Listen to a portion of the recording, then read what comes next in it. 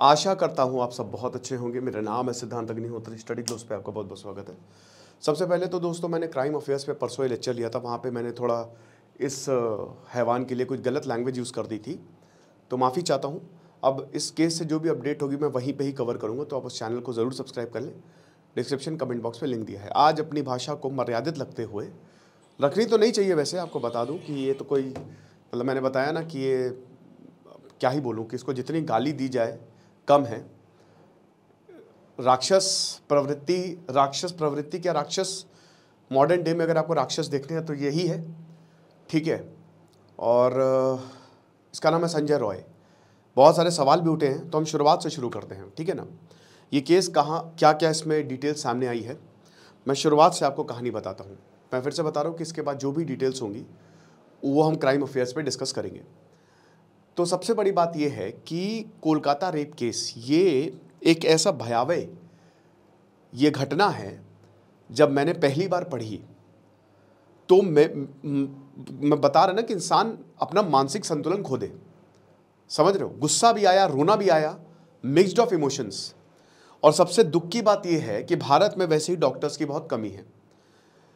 और जब एक इतने ब्रिलियंट, इतने ब्राइट और एक एकेडमिशियन का अगर ऐसा कुछ इस तरीके की घटना होती है तो ये दिल को बहुत झकझोरता है। किसी के साथ भी हो तो ये बहुत ही गलत है। तो बात ये है कि पहले मैं आपको पीड़िता के बारे में बताना चाहूँगा। एक रिपोर्ट में जब पढ़ रहा था तो उसमें यह था कि ये बहुत ही गरीब परिवार से आती है। नॉर्थ 24 परागना में रहते, और इनके जो माता पिता हैं, इकलौती बेटी थी सबसे पहले, और अभी 4-5 दिन पहले इन्होंने गाड़ी ली थी। इनके पिता गरीब थे, बहुत अमीर नहीं थे, लोअर मिडिल क्लास फैमिली से। ये बच्चों की यूनिफॉर्म, स्कूल यूनिफॉर्म बेचा करते थे। वहाँ से पैसे इकट्ठा कर करके इन्होंने पढ़ाया। और मैं आपको बताना चाहता हूँ कि देश का सबसे, बताना क्या आपको पता है सबसे टफ एग्जाम क्या कौन सा होता है? नीट का, ठीक है ना। नीट का सबसे टफ एग्जाम होता है। IIT सबसे टफ है, UPSC टफ है। नीट एग्जाम को निकालेंगे तब आपको सरकारी हॉस्पिटल, वो भी अगर आप टॉप रैंक लेके आएंगे, वहां पे आपको सरकारी हॉस्पिटल में मतलब मिलता है, सरकारी कॉलेज मिलता है, हॉस्पिटल कह ले, कॉलेज कह ले। तो एक ब्रिलियंट चाइल्ड थी, एक बहुत ही कहते हैं ना कि बड़ी मेहनत की बच्ची ने, पढ़ने में बहुत मेहनत की और एग्जाम क्रैक किया। बहुत ब्राइट स्टूडेंट, एग्जाम क्रैक किया। उसके बाद फिर डॉक्टरी पढ़ने गई, MBBS MD, अभी सेकेंड ईयर। इनके पड़ोसी बताते हैं कि ये बच्ची बहुत अच्छी थी, हमारी बड़ी मदद करती थी, क्योंकि ज़मीन से उठ के आई थी। हम एक बार कॉल करते थे, कई बार हम अगर मतलब जो कोई मदद होती थी तो ये जितना अपनी कैपेसिटी में होता था वो करती थी। तो बहुत ही अच्छी, बहुत ही हंसमुख। जब ये जाती थी, कॉलेज जाती थी, तो जो हमारे बच्चे हैं वो इनको फूल तोड़ के दी, इस तरीके का कुछ हिसाब किताब था। तो ये है। अब इसकी बात कर लेते हैं। ये हैवान संजय रॉय, ये आदमी हैबिचुअल ऑफेंडर है। मेरे 2-3 सवाल हैं। 2019 में इसने टेक्निकली, ध्यान दीजिएगा, टेक्निकली ये पुलिस में था। सिविक वॉलेंटियर कौन होते हैं ये? बंद कर दो इसको। मैंने कई बार देखा है ये सिविक वॉलेंटियर, आप अपनी मर्जी से प्रशासन की मदद करते हो। पुलिस में सिविक वॉलेंटियर जो है वो अलाउड है, हर जगह नहीं, कुछ जगह। तो अब ये क्या है कि पुलिस की मदद करते हैं, अपनी स्वेच्छा से आते हैं, चौकी में तैनात रहते हैं। ये 2019 में, 5 साल पहले इसने ज्वाइन किया था। सोची समझी साजिश के तहत पुलिस वालों से अच्छे रिश्ते हो गए इसके। 5 साल तक था ना ये। अब दोस्तों यहां पे गौर करने वाली बात ये, इसकी 4 शादियां हो गई हैं। चौथी बीवी की कैंसर से मौत। जो 3 बीवियां हैं उसने सेम आरोप लगाया है कि ये इसका जो मानसिक संतुलन है वो हिला हुआ है। ये बहुत ही हिंसक आदमी है, बेकार आदमी है। इसके पड़ोसी वाले कहते हैं वुमेनाइजर रहा है ये। दोस्तों हॉस्पिटल में भी इसकी गंदी नजर रहती थी। बताया जाता है कि ये इसका रवैया ही ऐसा था। ये क्या करता था, क्योंकि अब देखिए इसने बहुत ही सही तरीके से क्या किया, अपने पत्ते चले, पुलिस से कांटेक्ट बनाया, सिविक वॉलेंटियर, बेरोक टोक। RG कर मेडिकल कॉलेज 1886 में कोलकाता यूनिवर्सिटी के अंदर, बहुत ही प्रतिष्ठित मेडिकल कॉलेज है वो कोलकाता का, ठीक है ना। बेरोक टोक आ रहा है, जा रहा है, आ रहा है, जा रहा है। पुलिस के बैरक्स में सोता था, बाकायदा पुलिस के बैरक्स होते ना, वहां पे सोता था, कोई दिक्कत नहीं है। ये क्या करता था, जो पेशेंट्स उनसे पैसा लेता था, ये कहता था कि तुमको बेड चाहिए, कोई बात नहीं, मुझे पैसा दो, मैं बेड, अगर मान लीजिए आरजी कर मेडिकल कॉलेज में बेड नहीं है तो कहीं और बेड दिलवाता था। ये काम था इसका, रिश्वतखोर। और सबसे बड़ी बात, पहला सवाल, ऐसे आदमियों को क्या जरूरत है? ये सिविक वॉलंटियर क्या है? दोस्तों मैं देखता हूं कि कुछ प्रशासन जैसे सिविक वॉलंटियर वो गुंडागर्दी करते हैं। अबे तुम्हारी औकात क्या है?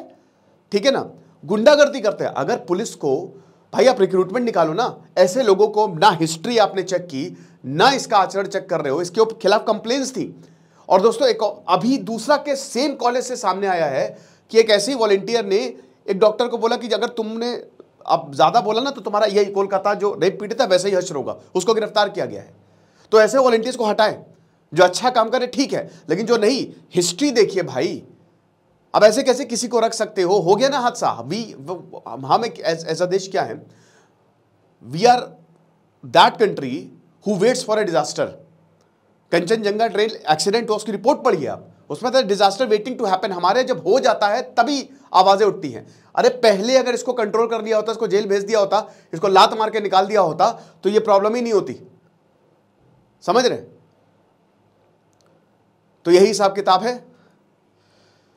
तो 4 से 5 अगस्त देखिए इसका क्या आचरण था। जब पुलिस ने इसको पकड़ा, बताया जा रहा है कि इसके फोन से पॉर्न बरामद हुआ, हिंसक पॉर्न, ठीक है, वॉयलेंट पॉर्न बरामद हुआ।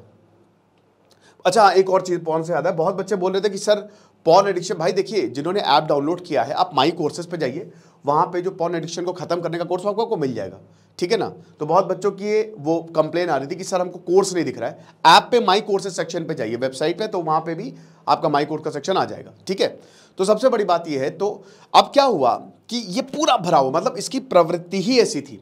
सेकेंड पॉइंट क्या हुआ कि 4-5 अगस्त को, अब कहानी पे आते हैं, 4-5 अगस्त को ये मीटिंग में गया, बाकायदा पुलिस की मीटिंग थी, वहां पे गया, सारे वॉलंटियर्स आए थे, ब्रीफ किया, ये वापस आया। उसके बाद इसने कुछ मरीजों से पैसे लिए थे, ठीक है ना, बेड दिलवाने के या इलाज करवाने के, जो भी है। 9 अगस्त की रात में क्या हुआ कि ये हॉस्पिटल आता है, हॉस्पिटल में जिस से पैसे लिए थे, लगभग 11 बजे के करीब, रात के 11 बजे थे। हॉस्पिटल आया, बोला कि तुम्हारा सब कुछ ठीक है, बोला कि बस मेरा एक्सरे नहीं हुआ, तो बोला चलो एक्सरे करवा के आते हैं। उस मरीज का एक्सरे करवाया, दूसरे पेशेंट के पास मिलने जिससे कथित तौर पर इसने पैसे लिए थे, उससे भी यही बात हुई। तभी एक आदमी आता है, कहता है यार चलो। तो ये लगभग क्या 12 बजे होंगे, 12-1 बजे के करीब, ये और ये जो एक और आदमी आया, ये बाकायदा थोड़ा हॉस्पिटल के पीछे वाले एरिया में गए, ठीक है, और वहाँ पे कैसे चबूतरा टाइप का था, पत्थर का, वहाँ पे बैठ के इन्होंने शराब पी। तो उसके बाद जो दूसरा वाला आदमी था, इसने बाइक करवाई, ओला बाइक करवाई, और वो घर चला गया। ये थक गया, इसको सोना था, ये क्या किया, हॉस्पिटल में गया, बोला कि अब मैं कहाँ जाऊँ, रात के लगभग 3 मिनट बज चुके थे, 2 या 3 बज चुके थे। उसके बाद बोलता कि चलो मैं यहीं हॉस्पिटल में ही रुक जाता हूँ।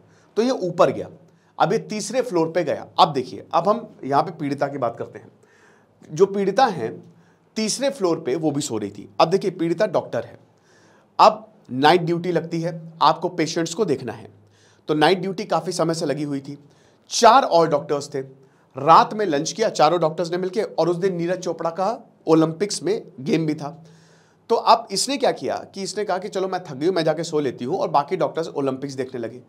उसके बाद हमें देखते हैं ये सेमिनार, उसी सेमिनार हॉल में ये सो गई। अब 2 चीज़ें हैं, एक बोल रहा है कुर्सी पे, एक रिपोर्ट मैंने देखी थी गद्दे पे सो रही है। देखिए हम इस पे जाएंगे कि अभी सेमिनार हॉल पे वो ये जो पीड़िता है वो सो गई। अब जब ये पीड़िता वहाँ पे सोई, तो वहाँ पे इनके कुलीग्स ने देखा कि सो रही है, आराम कर रही है, आधे घंटे 1 घंटे आराम करके, कोई दिक्कत नहीं है। फिर हम ये देखते हैं कि at the same time entry होती है इसी हैवान की, संजय रॉय आता है तीसरे फ्लोर पे। ये आता है, कहता चलो मैं यहां सो जाता हूं, कुर्सी पे बैठा, नजर पड़ गई किस पे, पीड़िता पे। अब देखिए पोस्टमार्टम रिपोर्ट में क्या सामने आया है, ठीक है।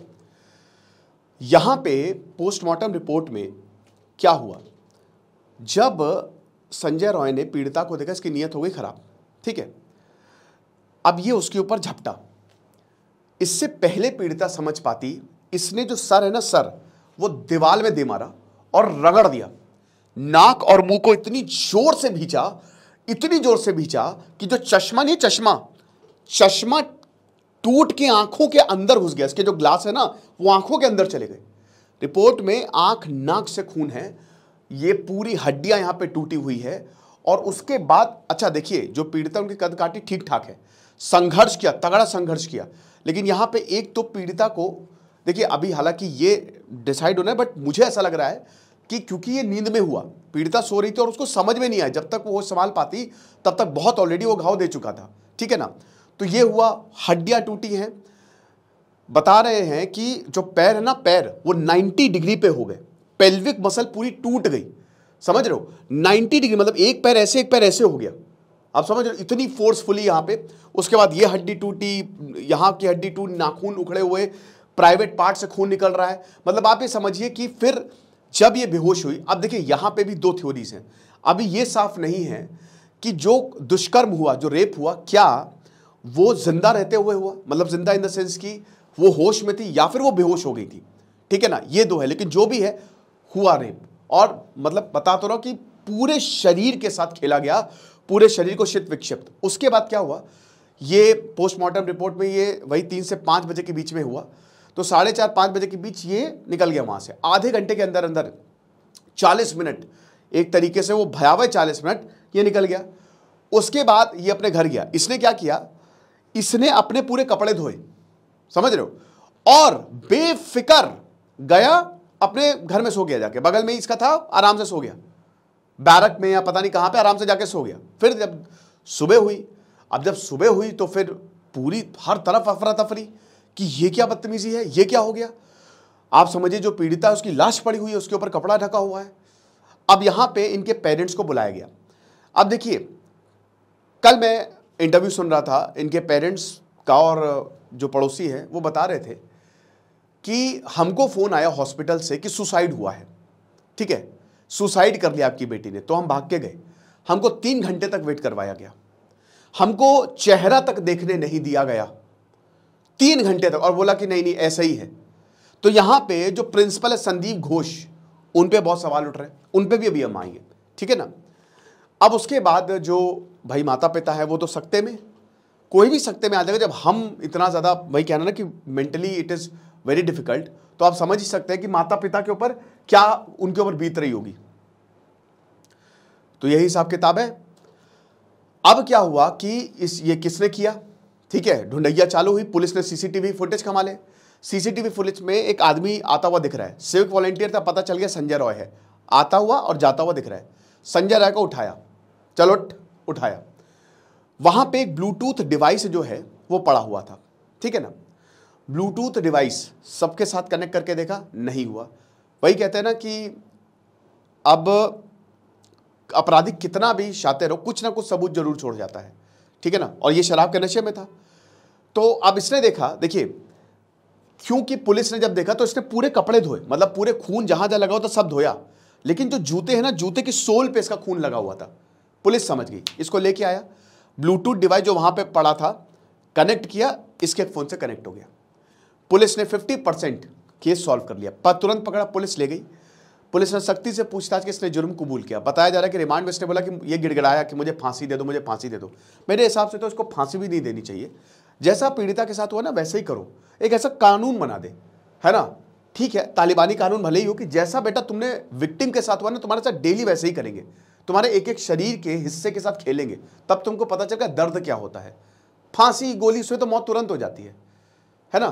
तो यही है, लेकिन तुरंत इसको फांसी, इस ऐसे हैवानों को तो बिल्कुल भी नहीं होना चाहिए।